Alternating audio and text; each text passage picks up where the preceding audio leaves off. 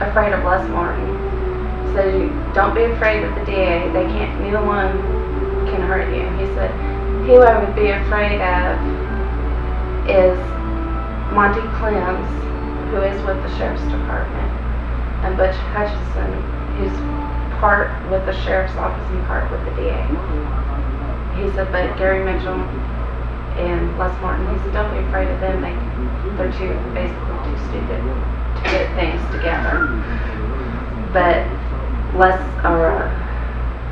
Butch Hutchison and...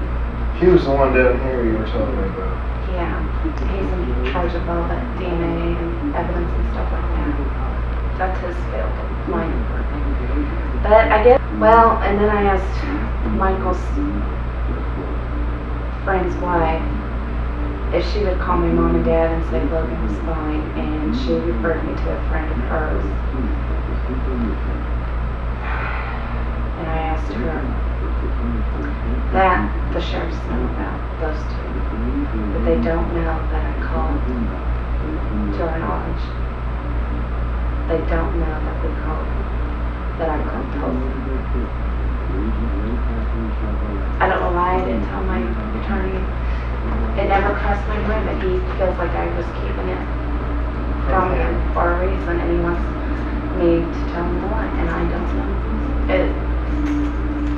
I thought from the beginning I've always been honest and open. You know, yeah, I've made some mistakes, and when I realized it, I've corrected them. Why my attorney set me up with my dad, I don't know. Explain that. I don't know. What's that over? I have no idea. I have no idea. Like, he's starting to doubt me about my apartment being broken into. He thinks I set it up, and I'm like, okay, David, you know, you're probably going to start saying I my car down too, you know, I orchestrated that one.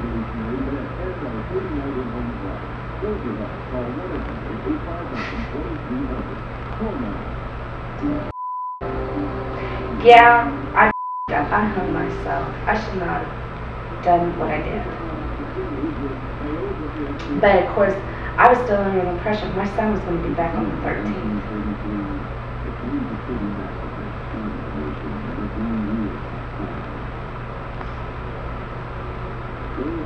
If I had known my son was kidnapped, do you think I would be stupid enough to do something like that?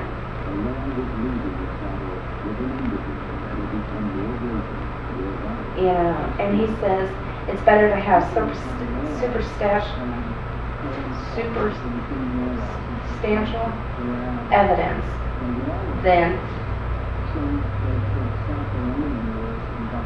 900 witnesses saying they saw me kill my son. He's basically saying I had motive. What's that?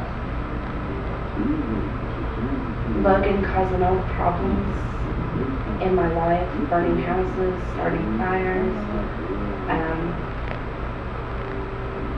And I was the last one that anybody saw him with. And I said, what about the witnesses? I said, did you make those up? He said, no, those were legit. I said, well, they described my brother and Logan to a T. I said, you know, he says, but people tend, you know, wanting to help out, they imagine that they saw something that didn't really happen.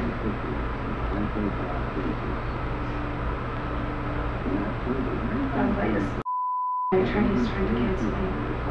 He said he could kill me. And he says, you know, Jackie would then interrupt him and say, that's not what we want to do. Oh, I can always flee if I wanted to. But flee to where?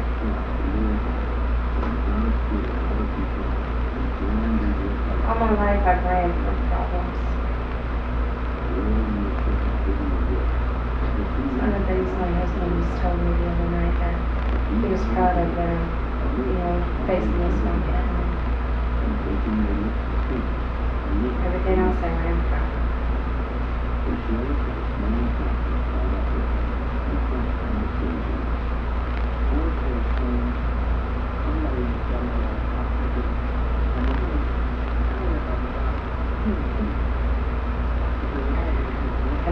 upsets me more that my attorney set me up, or that he's mad at me because I've deceived him in his eyes, but yeah, he's deceiving me.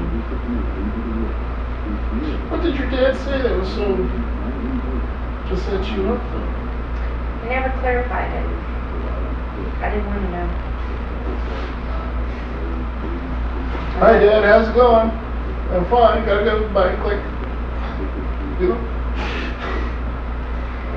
Now I asked my dad about my mom's death, when she died, where she was buried, how he was doing.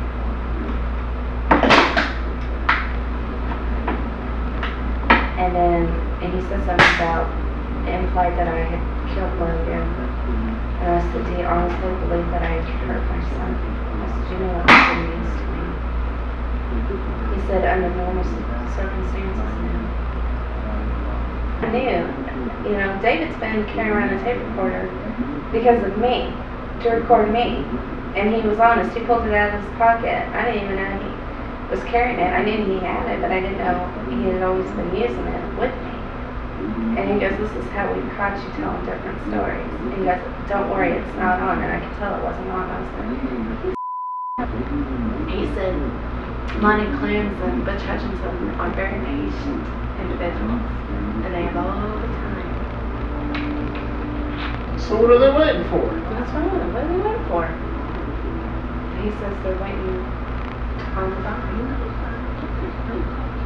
Hell, this could go on. He said this could last for the next 20 years.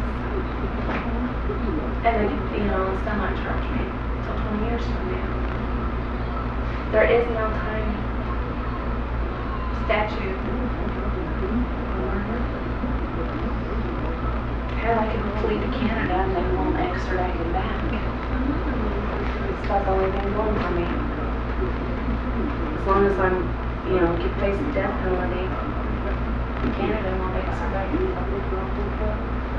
I learned that by watching the Oh! Plus watching Law and Order about a week before, they had a case where somebody flew to Canada and they would not extradite him because they were facing the death penalty in New York, and Canada would not extradite the prisoner back because of it. And the DA said that they would not charge them the death penalty, and then once they got the prisoner here, they changed their mind and charged him with the death penalty just to get him back here. And I thought, you know, this was fictional, you know, although they claim to get the stories from real life events. So it freaked me out the other night when I was watching the issue. Unifies. Monty Clunes are not. David's terrified of Monty Clunes. He said of all the people, he said, I'm not afraid of anybody but Monty Clunes. You know, I don't have anybody to blame myself to. Anybody to blame but myself. You know, I shouldn't have done what I did. Yeah.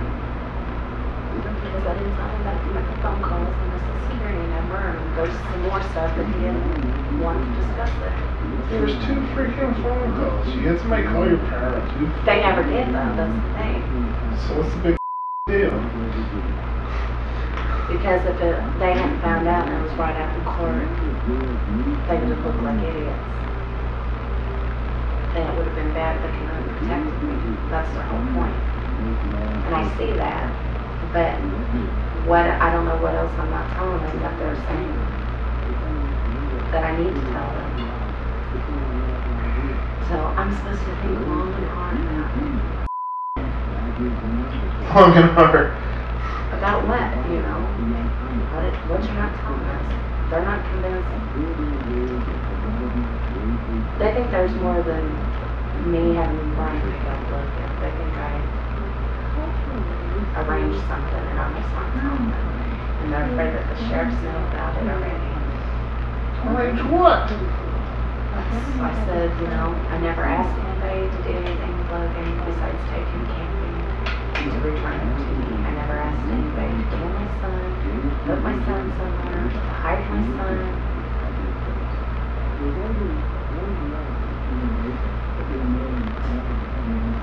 So, but he's not convinced. And I'm like, you know. What's it gonna take? I just keep waiting until I feel confident enough.